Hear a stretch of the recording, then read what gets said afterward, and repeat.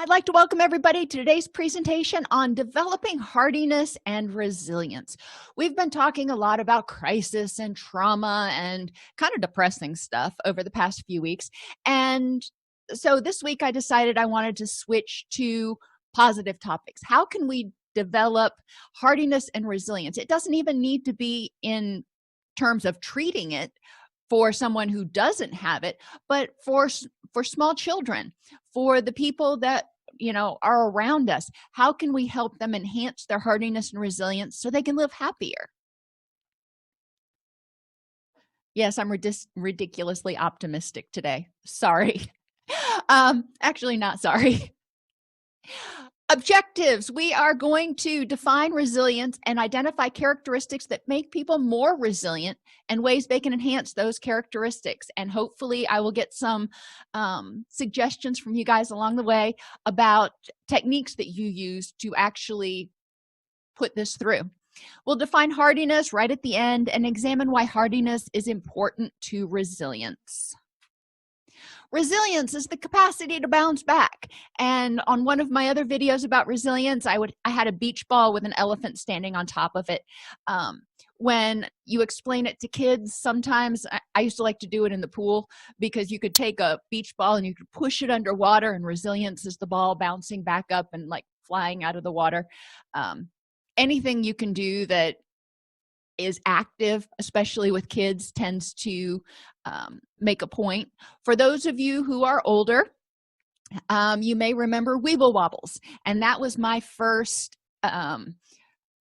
example of resilience. But then I realized that a lot of people don't know what Weeble Wobbles are anymore. So if you're younger and you have no idea what I'm talking about, go online, do a search, and you'll find out about Weeble Wobbles and the things that amused us back in the 70s. Anyhow, characteristics of resilient people. They are aware of their vulnerabilities, and they minimize them whenever possible. They have a healthy self-esteem, a strong social support system, self-awareness, self-efficacy, problem-solving skills. They practice acceptance on a regular basis. And that's radical acceptance, not just occasional here and there acceptance. They can tolerate distress and tend to have an optimistic viewpoint. Let's start out with vulnerabilities. We want to help people become aware of all of their vulnerabilities. And a lot of times we start out with emotional vulnerabilities. What things make you sad, angry, distressed, feel guilty? You can list all those dysphoric emotions and have people identify what makes them feel that way. There are a variety of different activities that I use, kind of go-to activities in group counseling, that can get a little boring sometimes, but they're easy to implement. If you have flip chart paper, or I found a much cheaper way to do it is to order a roll of banner paper, and you can get that for really cheap, and then just tear it off every 2 feet. Anyhow, and then you can hang that up on the wall and identify, like on one of them you would put guilt, and another one you would put anger, and another one would put resentment. You see where I'm going? And you'd post those up around the room, and you would have your group participants go around the room and identify on each thing what makes them feel that way. So you develop a laundry list of things that trigger guilt, and a laundry list of things that may trigger anger in people. And then you can start talking about those individually. So that's one way to get up and get people moving and thinking and actually applying it, instead of just sitting there staring at you with this blank look on their face. Identifying sources of eustress or happiness is also important, including happiness, curiosity. What are some other positive emotions that we might encourage people to feel? Happiness and curiosity are my two go-tos. Enthusiasm, maybe that's another one. I kind of put that with happiness. But anyhow, you can do the same thing with putting the paper around the room and having people list what makes them feel that way.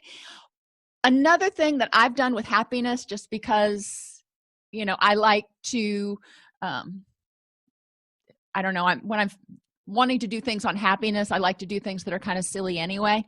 So I encourage us to get back in touch with our inner child, and we do the ABCs, and we go around, and each person in the group is the next letter. So the first person is A, and they say something that starts with A that helps them feel happy, like apples. I don't know if apples make you happy.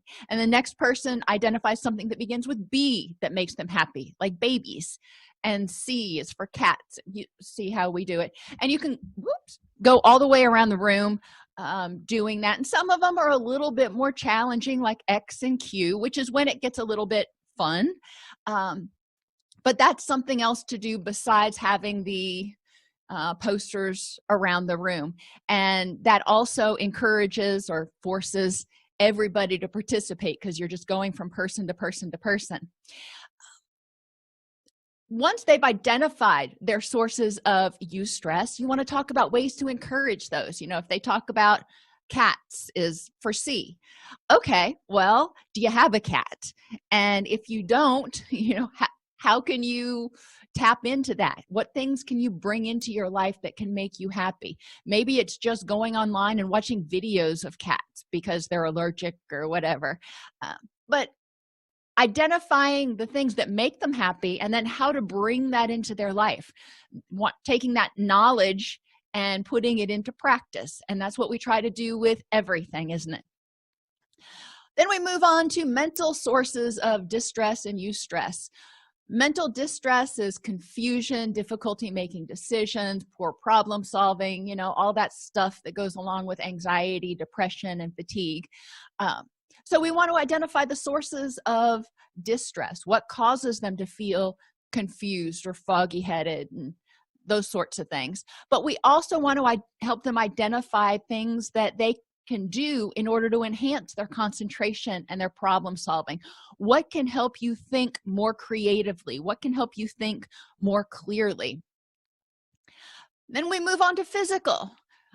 What sources of physical distress and eustress exist in your life? So physical eustress and distress are pretty much opposites of one another a lot of times. Being pain-free is the opposite of being in pain. Being healthy is the opposite of being sick. So I just have all of those in a line right here. But encouraging people to be aware of how their physical body affects their emotions and their ability to think and their relationships and those sorts of things is really important. You can go through, and one of the things I've done is I'll take something like nutrition, and I will put up or nutrition, sleep, exercise, and pain, if you want to do those around the room things again, and have people go and identify one thing they could start doing today to improve that. What's one thing they can do today to start improving nutrition? What's one thing they can do today to start improving their sleep? So they're thinking about themselves and one thing they can start doing today. Again, you get a laundry list of things that people can do, and you can take that and type it up and give it to them as a handout at the next group meeting, which is one of the reasons I really like these activities where they're actually writing on paper, because I can take all that information and collate it and create a handout for them that is applicable to that group. And that's pretty easy to do. And then the paper, it just gets recycled. I probably shouldn't admit it, but I raise earthworms and composting worms. So, they're real happy when they get shredded paper. So use things that are biodegradable when you can. I know I'm trying to put the little, make everybody feel good with it, but anyhow, social distress, eustress. Love languages is another one of those that you can put around the room. The 5 love languages. Remember, there's touch, acts of service, words of affirmation, gifts, and quality time. I really need to create an acronym for that because I always struggle remembering all 5 of those. However, you can do each one of those on a list and have people identify what they think would fit or something that they could do for people in each one of those love languages, because sometimes it's hard to come up with ideas for, what would I do for quality time? I have no idea what that means. And that's a place where people, when they're at that station, they can talk amongst themselves, and then you can talk as a group about, what they came up with. Effective communication is essential for preventing distress in relationships and personal distress. I find is easiest to identify keeping notes, if you go back over your progress notes, or if you write things down, or you can just ask people as they're coming in that day to write down on the whiteboard or on an index card or something. One thing that has caused problems, one communication issue that's caused problems in their relationship, in any relationship. And then you can talk about how you would communicate about it. So if it's they have difficulty communicating about cleaning, they fight all the time, or they argue all the time about cleaning up around the house. Well, okay, so that's one of them. If they argue a lot about punctuality and time management, that could be another one. If they argue about how each one spends their free time, for example, that could be another one. So then you have three issues that often cause conflict in relationships, and you can rehearse in group effectively communicating. You can have people do the skits or role plays or whatever you want to call them. So it can be fun, but it's also a way to help people identify pressing issues that cause conflict, where there's difficulty with effective communication, and rehearse that in session in order to enhance self-efficacy, encouraging them to feel more confident and competent in their ability to approach their significant other, their friend, whatever, and have this discussion and get their needs met. Authenticity, you want to talk about what that looks like. Part of that is mindfulness and encouraging people to figure out what they need and develop the willingness to be authentic and state what their needs are. And if they're afraid to do that, explore why.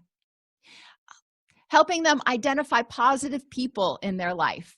And I enjoy doing this in my group. I have each person identify one positive person in their life and tell us why that person is positive, because it creates a lot of positive energy in the room when somebody's talking about, oh, my friend. And, I've given the example of my best friend from college. She was just the most positive person.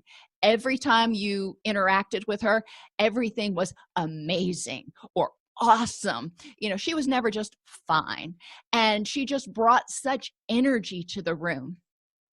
And when you go around the room and you have people talk about a positive person in their life, and give examples of how that person is positive, it really creates a positive energy even without those people being there. So I like doing that just to get the feeling of what it's like. And then we process at the end, what does it feel like to think about being around people that are that positive? Gratitude jars, and I love these. It's an activity that I just gave for people to do, especially if they're home right now because of self-quarantine or whatever, and they're stuck inside with their family members or at home with a bunch of family members 24/7, and they're starting to go a little stir crazy and get a little bit irritable. Have each person create a jar for themselves. So I'd create one for me. My daughter would create one for herself. You see where we're going. And every day, every other person in the house has to put something in your jar that states what they are grateful for about you.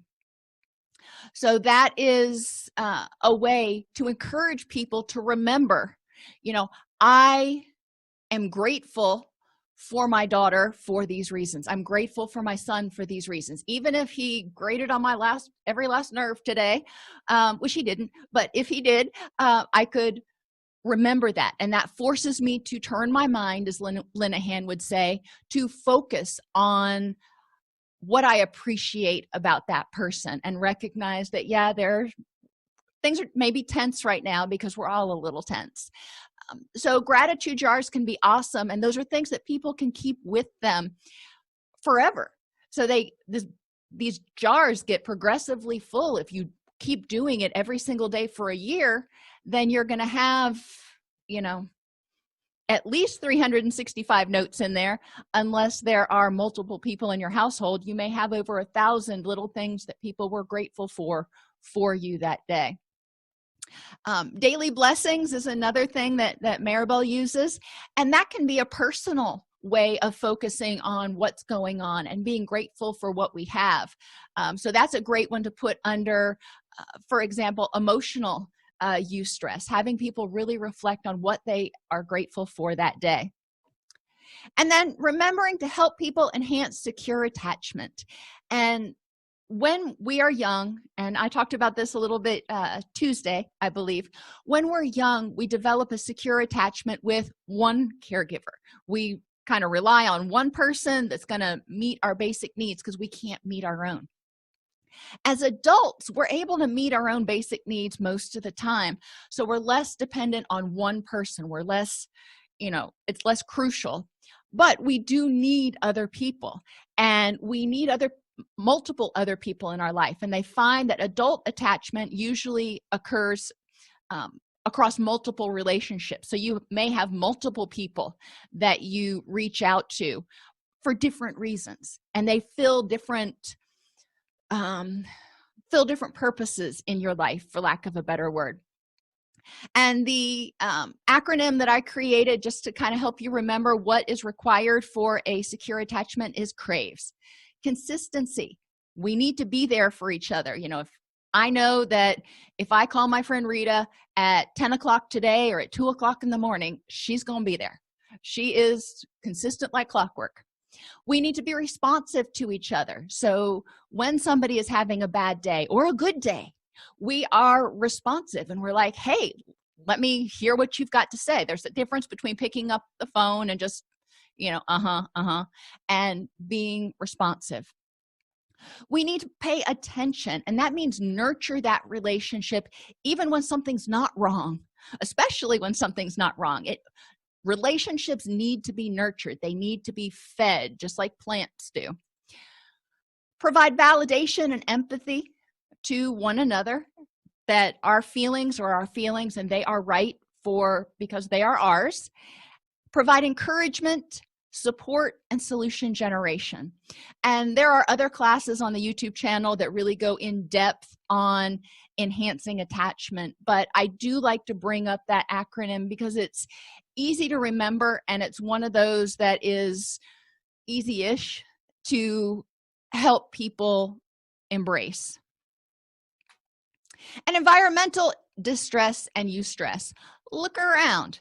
What things do you see, smell, or hear that make you unhappy? I came home the other day, and it's been raining a lot here in Middle Tennessee, and the dogs had just come in from being outside playing, and it smelled like nasty wet dog. The whole house smelled like nasty wet dog. And that was the first thing that hit me when I walked into the house, and I was just like, oh no, this isn't going to work. Because that makes me grumpy. I'm very big on smells. So before I did much of anything else, I had to go around and Febreze everything, air it out a little bit. But being aware of the things in your environment that cause you distress and taking care of them so they don't sit there and cause you distress. If I see a dust bunny under my husband's easy chair, it drives me crazy. I have to get up and do something about it, or I'm going to keep looking at it going, that's bothering me. Well, just when you notice something that's distressful, get up and take care of it.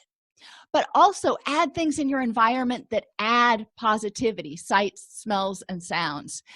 One of the things I did in our house, you can order the throw blankets that are woven, but they have like a Thomas Kincaid print on them, and attach. You can either whip stitch it with clear thread, or you can use just regular sewing pins. Attach a strip of material across the back edge, and then you can actually put a curtain rod through it and hang it up like a tapestry. It's not it doesn't look like one of those $2,000 tapestries, don't get me wrong, but that wouldn't look like it fit in our house anyway. So, that is one way you can add some pretty things if you're not real big into paintings, or you want to be able to change things out periodically. You can add that to your environment, to your walls, whatever. People who are resilient have strong self-esteem. They have the ability to provide self-validation and self-acceptance. They don't necessarily need somebody else to always do it. Help people identify their personal strengths and positive characteristics. And I go online and I get one of the values worksheets out there, and you can just search for values worksheets online, and there are some that have like 100 different values, like compassion, creativity, and I consider those characteristics more than values, but that's what the World Wide Web considers them, so so be it. And I have people identify maybe the top 5 or 10 characteristics that they want to be known for. This is not what they do, it is who they are, and characteristics about themselves. And then depending on the group, I've done acronym beads where we've gotten the little kids beads that have letters on them. You can even get the ones that glow in the dark. That's kind of cool if you're working with little kids, younger, like teenagers and stuff. And they can string together beads either in a row like you would use for prayer beads or something, or they can make a bracelet out of it that and the letters that they use represent the first letter of a positive characteristic that they have. So they can make a little bracelet instead of WWJD, which was one that was out for a long time. People can create a acronym bracelet that represents their strengths. They can look down, they can focus on it. Or if it's just a string of beads that they carry with them, they can pull it out when they get stressed to remind themselves of their good characteristics. They can use the paper fortune tellers. You remember we used to use these in middle school, I think, elementary, middle school, and I put a little picture down there in case you didn't know what I was talking about. But you can put your personal strengths and positive characteristics under that, and you can go through the activities of pick a number, pick a letter, pick a color, however you used to do it in school, and each time you're going to end up opening to one of the strengths that you have to remind you of what strength that you have that day. You can also have your kids do it. It's a fun thing to do if you've got little kids at home. Encourage people to separate who they are from what they do. I am a therapist, I am a teacher. However, those are things that I do. If I quit being a teacher, I'm not going to quit being compassionate. I'm not going to quit loving to learn. I'm just not going to be doing a particular activity anymore. And recognizing that is really important for a lot of people to remember who they are, even if they have setbacks. Explore their thoughts about why other people's opinion matters. A lot of people who are less resilient desperately crave that external validation. They look for other people to tell them they're okay. When we have strong self-esteem, we love it when other people say, oh, you're awesome. But by the same token, we're able to look at ourselves in the mirror and go, you know what? You're okay. If they place a high priority on other people's opinions, it's important to look back at maybe prior childhood traumas or how they were raised to see where they got the message that they needed to please, quote, everybody all the time. We also want to explore their attributions, internal and external attributions. Now, this can be good or bad, depending on what you're attributing. But if something goes wrong and you have an internal attribution, then you think it's about you. If it is global, it means it's about you all the time. And if it's stable, it means it can't be changed. So if I'm walking along the street and I trip, an internal global stable attribution would be that I'm a klutz. And that really can't be changed. An external specific changeable attribution would be that I wasn't paying attention and there was a crack in the sidewalk. So if I start paying attention to those external factors, then I won't do that anymore. So it's, more specific to that particular situation. I encourage people to think about the internal global stable attributions they have. The good ones are great. That I'm creative. That is part of me. That's internal. I'm creative about most things. And that's relatively stable. I don't get uncreative most of the time. I tend to be a little bit kind of outside the box. And that there's nothing wrong with having a global internal stable attribution for that. But when we have negative global internal stable attributions, like I'm stupid, though, that is definitely a problem. For me, I've shared with you guys before that I'm not great in math. So specific, external, and changeable. Math is, internal, actually. Math is not my strength. I recognize that. That's not a quality that I possess. It is specific to math. I'm good at a lot of other things, but math is not it. And is it changeable? Well, yeah, I think it probably is if I got a tutor, but that's not something that at this point in my life I'm really, really willing to do. Recognizing that just because I'm bad in math, calculus, once they started adding, Greek symbols, I was all over it. Recognizing that just because I'm bad in that area does not mean that I am stupid all the time. That's a horrible thing to say anyway, but that's global and stable. Recognizing that it has to do with one particular thing that is not a strength. Social support systems are also essential for resilience. They are our greatest buffer against stress and sometimes our greatest cause of stress. Encouraging people to examine their social support system to identify whether it is healthy or unhealthy. Openness, empathy, compassion, cooperation, respect, and trust are all characteristics of healthy relationships. Encourage people in your groups to think about, number one, what does that look like? What does it look like to be open in a relationship? What does that mean? And think about your 3 most important relationships. And I love the number 3. I don't know why, but that's what I usually use. Think about your 3 most important relationships. Are you open in those relationships? And then we go through empathy. We talk about what empathy looks like and whether there's two-way empathy in those sorts of relationships. I had somebody the other day didn't know what a teeter-totter was, which made me feel old. But teeter-totters used to be present on the playgrounds a long time ago. I guess it must have become a liability. And it's basically a board that sits on a pivot thing, and one kid sits on this end and the other kid sits on this end, and you bounce up and down. When one kid goes up, the other kid goes down, and vice versa. And a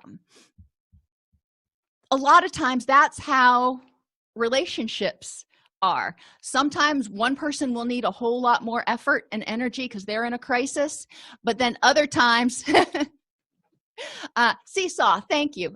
You may know it better as a seesaw. But in relationships, sometimes people need more energy because they're in a crisis, but then hopefully when the other person's in a crisis, this person has some reserves to be able to be there to help them, and they balance each other out and they can work in harmony.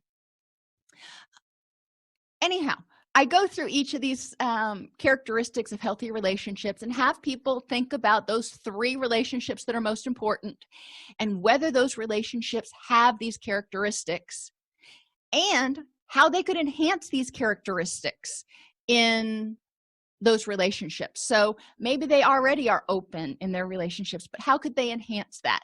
How could they enhance their empathy or compassion? Most of the time, I'm not going to say all the time, but most of the time, we can reflect on our relationships and say, you know what? I'm not doing my 100% best with that. I could be more open, or I could be more empathetic sometimes, or cooperative, or whatever it is. So encouraging them to think about how they could, do that a little bit better. Maybe they're already doing it, and that's awesome, but how could they improve upon that to enhance and grow that relationship? Strong social support systems also require us to know how to deal with unhealthy people. And the four biggest ones that seem to come up with the people that I work with include negative people. And these are people who are just, they see negative in everything. They feel like the sky's falling all the time. You can say it's sunny and they would say, the UV rays are going to kill us all. You could say it's raining and they could say, it hasn't been sunny in days, I'm depressed. So we do want to help people identify the negative Nellies, as May puts it, and be willing to figure out how to deal with that. I had somebody in my family who was like that. And, retrospectively, I realized that, he had a lot going on and was in a lot of pain all the time and everything. So I understand more now that I'm an adult why he may have been so negative. However, it's important to recognize when you're around somebody who's negative a preponderance of the time that it can be really draining. So how do you protect yourself? How do you buffer yourself from that negativity? And what can you do? You're probably not going to change them. So what can you do to keep yourself from being dragged down with them? Critical people are a little twist on the negativity. Negative people tend to see negativity everywhere. Critical people just see negativity in you. And they want to be critical of every single thing you do, or a lot of things you do. And it's important to recognize that some people are well-meaning. Some people are doing it to make themselves feel better. There's a lot of reasons people may be being critical. But what's important is to hear the information, hear what the person says, take what's useful and leave the rest. Sometimes what they say may not be useful at all. And, that's their stuff, that's their perception, that's their right. But other times there may be a kernel of usefulness in it that you can, dust off and carry with you and leave the rest. Recognizing that that's just the way that person is, instead of trying to fight with it and defend yourself against them a lot of times, because most of the time that just gets into a power struggle. Helping people develop strategies for dealing with critical people. This is another one that's excellent for role plays and practice in group, because like I said, most of us have somebody in our life at some point who is critical. Then there are the people who are manipulative and self-serving. They will tell you whatever they need to tell you to get you to do what they want you to do. And encouraging people to be aware of this and be cognizant of, is this relationship mutually beneficial? Or am I this person's pawn? And I can't make that decision for anybody, but it's important for people to really be able to evaluate their relationships and make sure that they are in a healthy, two-way street kind of relationship, but also that they're not being manipulated, they're not being lied to or, puppeteered. And then you have just the plain old untrustworthy people that will lie for whatever reason. There could be a lot of reasons, and I'm not speculating. I'm not going to think that necessarily they were intending to be mean. It could be their own pathology. For whatever reason, though, they are not trustworthy. And instead of trying to figure out the whys and get upset about why this person is lying to you, how can you protect yourself from people who are untrustworthy? Developing the skill to notice and become aware of untrustworthiness and protect yourself is a really important skill in resilience, because if you're relying on your social support system and they're not trustworthy, they're critical, manipulative, and negative, then you're going to have a hard time bouncing back. You want that soft, fluffy cushion there that bounces right back up with you. Self-awareness is the next characteristic, and we want people to be aware of their temperament. And they can go online to, I think it's Kiersey.org. could be .com, I can never remember, and take a brief version of what used to be the Myers-Briggs to learn a little bit more about their temperament and what they need and what types of environments they prefer, what types of careers they prefer. There's a lot you can learn about yourself and what types of situations create stress versus what types of situations are more in line with your preferences, in order to create a life that is less stressful. If you know that being in this environment is extraordinarily stressful to you and you have options, then by all means, you may want to look at those options instead of trying to choose the most completely stressful environment possible. Self-awareness also pertains to being mindful of our needs and wants in the moment. What do you need? What do you want right now? What would help you feel better? What would help you improve the next moment? What are your values? And we already talked about that a little bit earlier. What are the truly important driving forces in your life? And people can create a values collage, if they're compassionate, creative, whatever they are, and create some sort of collage that highlights their values so they remember, what the core of them is. Another thing I like doing with them with this activity is to get out that banner paper again and have people lay down and we draw an outline of them. And then within their outline, they can put pictures of the things that represent their values and what makes them unique and special and awesome. People who are self-aware also know what their goals are. They know what they want, what they're doing to get there, and they're aware of how they're using their energy. They're aware of their physical and emotional state in the present, if they're tired, if they're uncomfortable, if they're hot, whatever, so they can take active steps to improve the next moment. That's where resilience comes from. When that ball is underwater, it is not, a happy ball. So improving the next moment is figuring out how can I move towards being up out of the water. I don't know. I need to find another metaphor to use there. Anyway, and self-awareness is just also in being aware of our triggers, positive and negative, things that trigger us. And it could be times of day. It could be just about anything. Self-efficacy is believing in our capacity to accomplish goals, helping people become more effective. And part of this involves encouraging people to set small, achievable goals, those SMART goals, specific, measurable, achievable, relevant, and time limited. Because when we set those small goals, we have small achievements. But those small achievements add up. So you start getting, it's kind of like putting a nickel in a piggy bank. You put enough nickels in a piggy bank, you're going to have a lot of money. You put enough, small successes in your success bank, you're going to have a huge success eventually. But a lot of times people don't feel confident that they are capable of moving forward.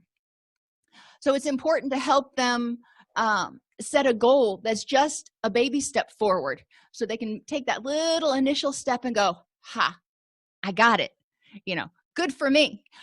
If you've got kids or grandkids or whatever, or you babysat, think about children when they're learning to walk.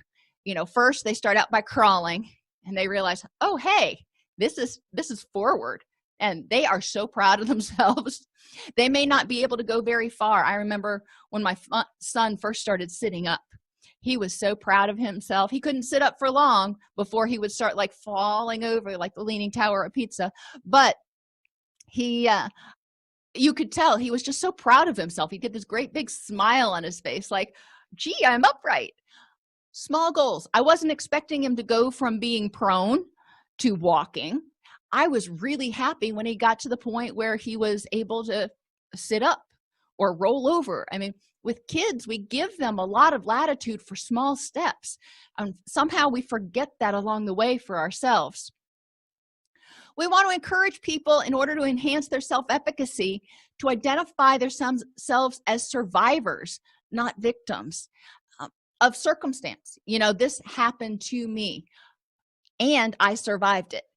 I have emerged from adversity instead of crap's always raining down on me. So there's a way of viewing it as being helpless and hopeless, and there's a way of viewing it as these are experiences that have made me stronger and more effective.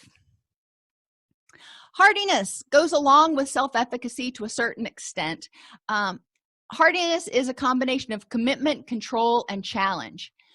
When we are hardy, we have a commitment to multiple things in our life, not just work, not just our kids, not just our marriage, not just this, but we've identified multiple things in our world that are important to a rich and meaningful life. And we recognize that, okay, one thing may not be going so well right now, but we're committed to continuing on because we have all these other things that are also going well. This one may not be, but I'm still committed to making sure that I keep moving forward in all these others. A lot of this research, or the research that I was a part of when I was in graduate school, was done with people who were recovering from open heart surgery. And these people were, frustrated or scared because they had to have open heart surgery. However, the ones that were hardy, they were committed. They would talk about being grandparents or parents or what they did for their job or their dogs, or, they recognized that there was more to life than just, their ticker. And it was important for them to heal themselves so they could get back to all those other things that they were committed to. And we can help people see addiction or depression or anxiety the same way. It's important for you to recognize why it's important and why it is important to you to deal with this illness or issue, so you can get back to all of those other things in your life that you're committed to. Control involves a realistic understanding of what's within their control. Going back to the heart patients, they couldn't control the rate at which their arteries had already hardened, that, or whatever the problem was. That was just the way it was at that point. But they could control, henceforth and forevermore, their exercise and their diet and their stress levels and other things like that. So they could prevent it from happening again. They couldn't control the fact that it already happened. And they could follow the doctor's directions so they would have a full recovery and get out and be able to get back to those things they were committed to. Same thing is true for mental health or addiction issues. And challenge is viewing things as an opportunity to learn. It's not too easy, but it's not overwhelming, and it's an exciting opportunity. Instead of viewing physical therapy or whatever you've got to do after surgery to fully recover as drudgery, viewing it as a challenge. I always listen to what the doctor says, after I've had surgery, and if they say it'll be 6 weeks before you can do it again, in my mind, I go, I'm going to do it in 4, just because that's the way I am. But I view everything as a challenge, and viewing things as challenges means you view them as accomplishable tasks, something that can be solved or resolved, which can be helpful. And when you see things as being solvable and resolvable, you see that you do have control over parts of them, and you recognize how addressing the issue is important so you can focus and maintain your efforts on all of the things that you're committed to. Then that helps you be more resilient. You're like, okay, I got this, or I need to do this, or I can do this. Problem-solving skills is the ability to conceptualize problems and brainstorm solutions. That's pretty simple right there, but for some of us, it can be a little bit more difficult. Getting outside the box and figuring out, okay, how can we actually solve this problem here is difficult for some people.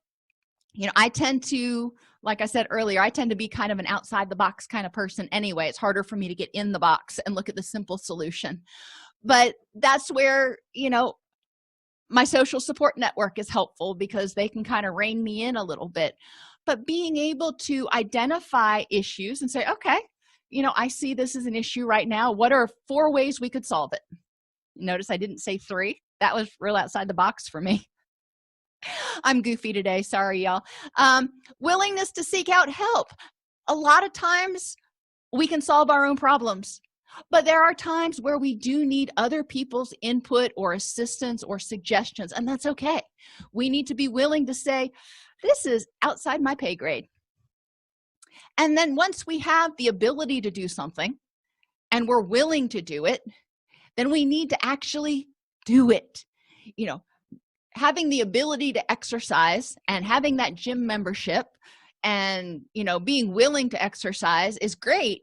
But if I don't ever go to the gym, it's not going to do me any good. So we need to be ready, willing, and able.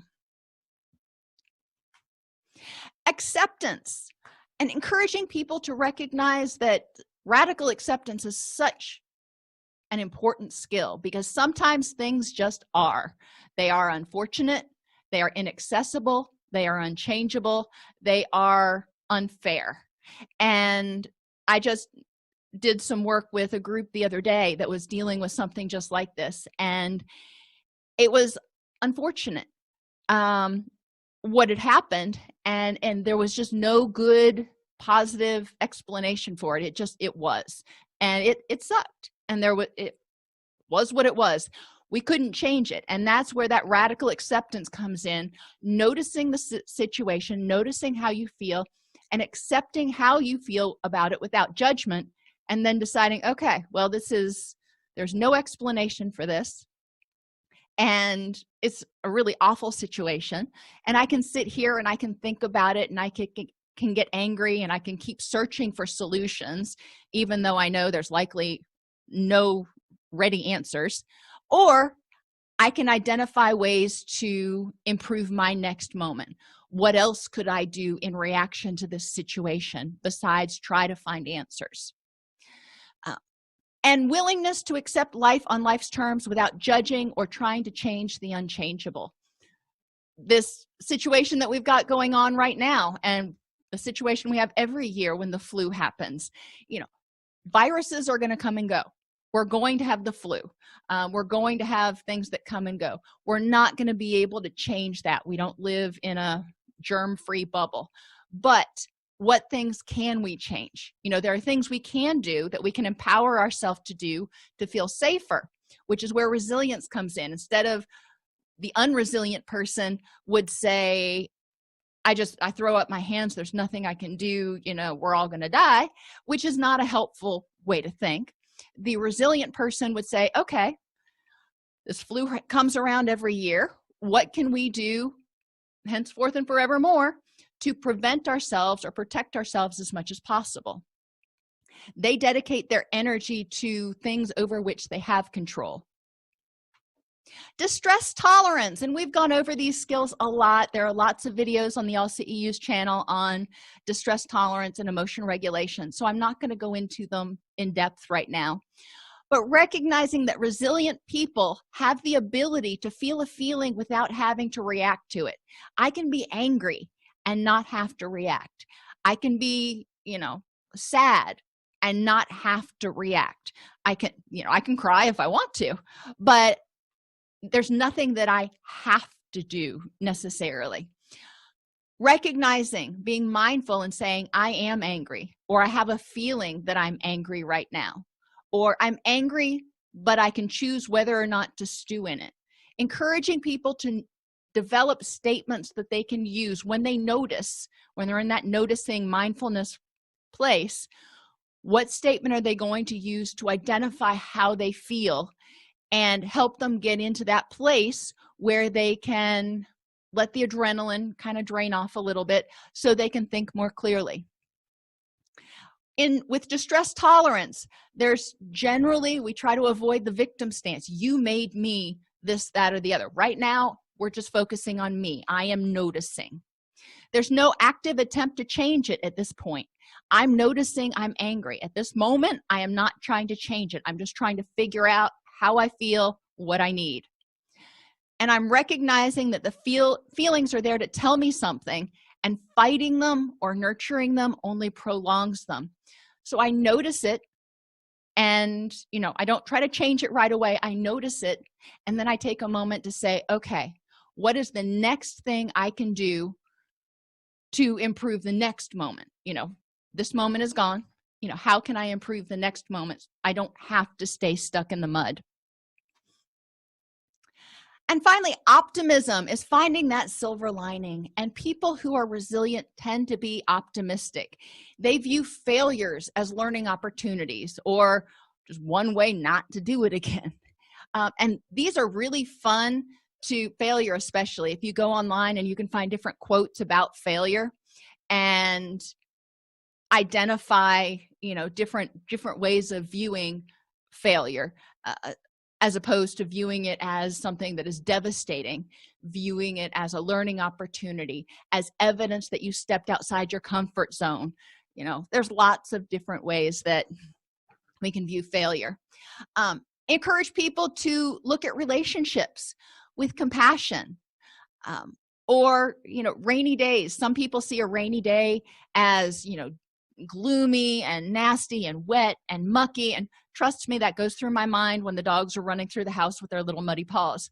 However, the other part of me says, cool, I won't have to water my garden this week, and guess what, if I go out right after it stops raining, I can wipe down my car. So God not only watered my garden, but he also washed my car for me, so score there. Whatever it takes to help you view what's the positive that can come out of this.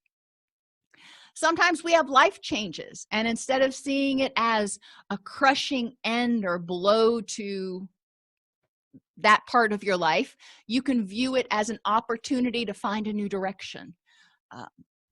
Things happen, and sometimes they are expected, sometimes they are unexpected, but they can't be changed. Once they've happened, they've happened. So instead of viewing them as oppressive and shattering, viewing them as an opportunity to, as Mary Bell just said, reinvent yourself, find a new direction.